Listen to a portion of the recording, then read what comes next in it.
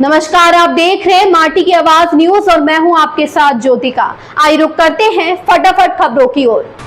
Delhi court ने कहा व्यभिचार करने वाली पत्नी को गुजारा भत्ता नहीं। दिल्ली के कोर्ट ने एक महिला की पति से गुजारा भत्ता देने की याचिका खारिज कर दी। कोर्ट ने अपने फैसले में कहा व्यक्ति की पत्नी एडल्ट्री यानी व्यभिचार में रही है और कानून के तहत अगर कोई पत्नी एडल्ट्री में रही है तो वह अपने पति से गुजारा भत्ता पाने की हकदार नहीं।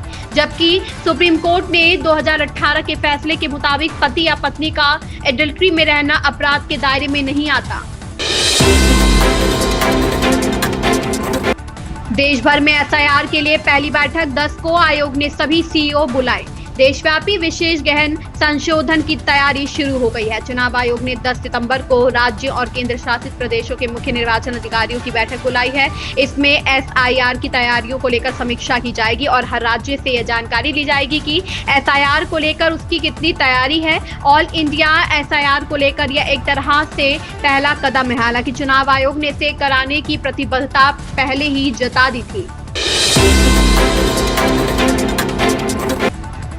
गुजरात के राजकोट में इमिटेशन पार्क पहले 86 एकड़ में बनना था, फिर 35 और अब यह केवल 15 एकड़ में बनेगा। पिछले साल वर्षों से चल रही प्रक्रिया के बाद सरकार ने जीआईडीसी को भूमि आवंटित करने और 68 करोड़ रुपए का भुगतान करने का आदेश दिया है। प्रशासन ने पहले राजकोट तालुका के आनंदपुर में जीआईडीसी को इमिटेशन पार्क बनाने के लिए 86 एकड़ जमीन आवंटित करने का फैसला किया था। इसके बाद जब ईंट भट्टा मालिक स्टे लेकर आए तो प्रशासन ने इमिटेशन पार्क का आकार घटाकर 35 एकड़ कर दिया और उसके बाद अब प्रशासन ने सिर्फ 15 एकड़ में इमिटेशन पार्क बनाने का फैसला किया और जीआईडीसी को 68 करोड़ रुपए देने का आदेश दिया है। गणेश विसर्जन के दौरान लाल बागचा राजा पंडाल के पास हादसा, कार की टक्कर में नाबालिग की मौत। महाराष्ट्र के मुंबई में गणेश विसर्जन के दौरान लाल बागचा राजा के पास एक कार दुर्घटना में एक नाबालिग की मौत हो गई और एक व्यक्ति घायल हो गया। घायल को अस्पताल ले जाया गया है। काला चौकी पुलिस ने मामला दर्ज कर लिया है और सीसीटीवी फुटेज के आधार पर चालक की तलाश कर रही है। उज्जैन में शिप्रा नदी में गिरी कार, उन्हेल टीआई अशोक शर्मा का शव मिला। 2 पुलिसकर्मियों की तलाश जारी।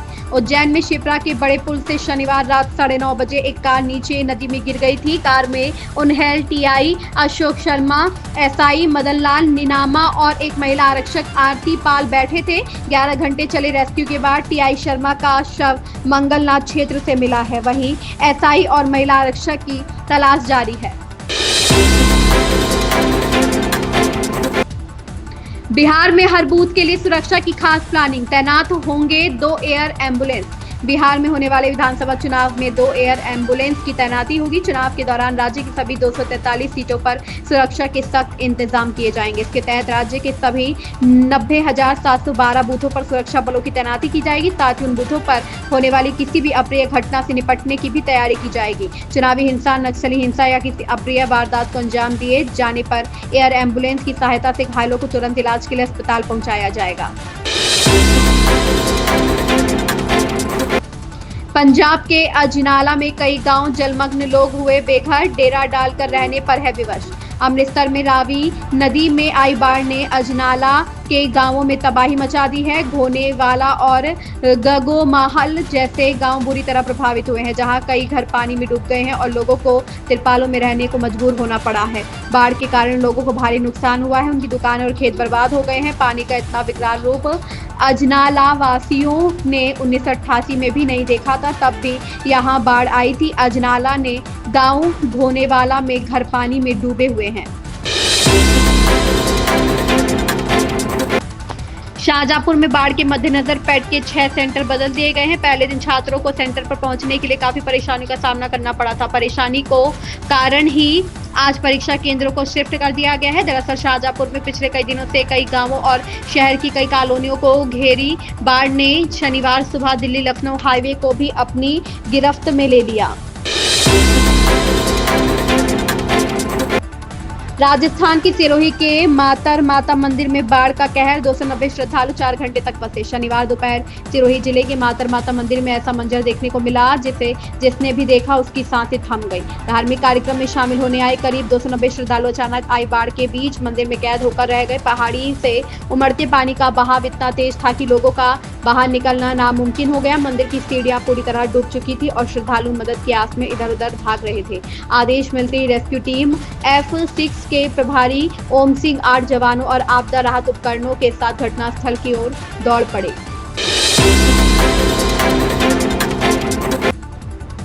राहुल गांधी की यूके की नागरिकता का दावा करने वाले बीजेपी नेता विघ्नेश शिशिर को ईडी ने दिया समन। बीजेपी नेता ने इलाहाबाद हाई कोर्ट में याचिका फाइल करके दावा किया कि राहुल गांधी के पास ब्रिटेन की नागरिकता है, ऐसे में उनकी भारत की नागरिकता रद्द कर देनी चाहिए। ईडी ने भी इस मामले में जानकारी जुटानी शुरू कर दी है। केंद्रीय एजेंसी ने याचिकाकर्ता विघ्नेश शिशिर को समन किया है। शिशिर ने दावा किया था कि अपना कारोबार चलाने के लिए राहुल गांधी ने यूके की नागरिकता ली थी। दिल्ली के राजौरी गार्डन में पानी की टंकी में मिला शव। दिल्ली के राजौरी गार्डन में पानी की टंकी में एक व्यक्ति का शव मिलने से हड़कंप मचा हुआ है। दिल्ली पुलिस हादसा और हत्या के एंगल से जांच में जुट गई है। दिल्ली पुलिस के मुताबिक 5 सितंबर को दोपहर लगभग 3 बजे राजौरी गार्डन में एक शव होने की सूचना मिली। कॉल मिलने पर थाना राजौरी गार्डन पर स्टाफ, क्राइम टीम और FSL के साथ मौके पर पहुंचे। जाँच के दौरान पुरुष शव की पहचान रघुबीर नगर निवासी एक व्यक्ति के रूप में हुई। पश्चिम बंगाल के नदिया जिले में घर के पास मिली बच्चे की लाश तो भीड़ ने दंपति को पीट कर मार डाला।